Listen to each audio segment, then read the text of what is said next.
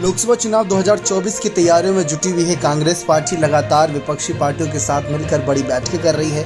इस बीच राहुल गांधी जनता के बीच नजर आ रहे हैं। कभी कूली बन रहे हैं तो कभी ट्रक ड्राइवरों के साथ बात कर रहे हैं तो कभी अलग अलग लोगों के बीच राय सलाह मशवरा कर रहे हैं लोकसभा चुनाव से पहले कि हम उनके लिए क्या कर सकते हैं। ये राहुल गांधी की पसंद है। लेकिन भारत जोड़ो यात्रा के जरिए ही राहुल गांधी की छवि में काफ़ी सुधार आया।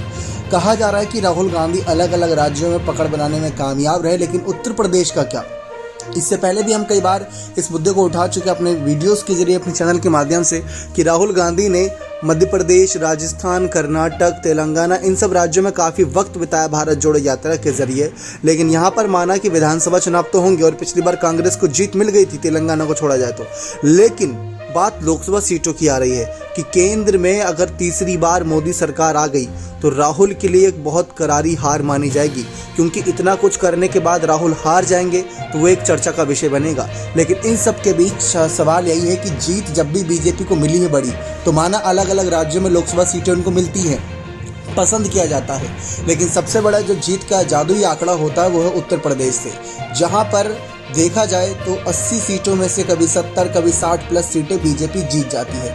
अब राहुल गांधी उन्हीं सीटों को अपने पाले में लाने के लिए या फिर उनमें सेंधमारी करने के लिए क्या प्रयास कर रहे हैं? अभी तक ऐसा कोई बड़ा प्रयास नजर नहीं आया।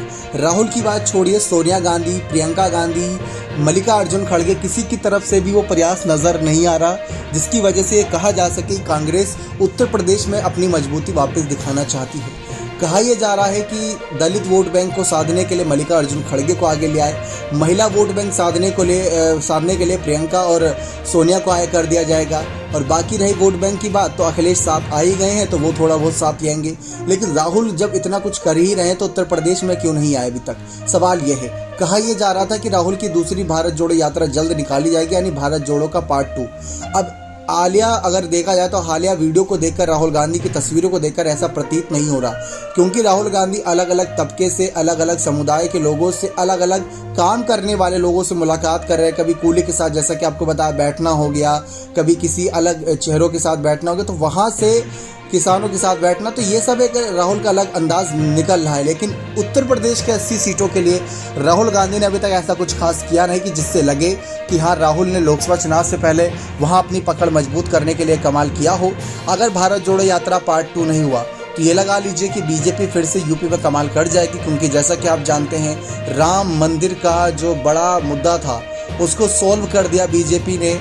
साथ ही साथ उत्तर प्रदेश में योगी सरकार ने भी हाल ही में अतीक अहमद मामले, मुख्तार अंसारी मामले में जिस तरीके से पकड़ बनाई, वहाँ पर काफ़ी अच्छा खास समर्थन उनको मिला। और ये इसका एक छोटा सा नुमाइना हमने नगर निकाय चुनाव में देखा था, जब उनको 17 की 17 मेयर सीट मिल गई थी। कांग्रेस का तो बुरा हाल था। तो बात राहुल की चल रही है कि राहुल क्या करेंगे यूपी के लिए, क्योंकि राहुल ने कांग्रेस को जीवंत कर दिया, एक तरीके से संजीवनी दे दी भारत जोड़ो यात्रा के जरिए।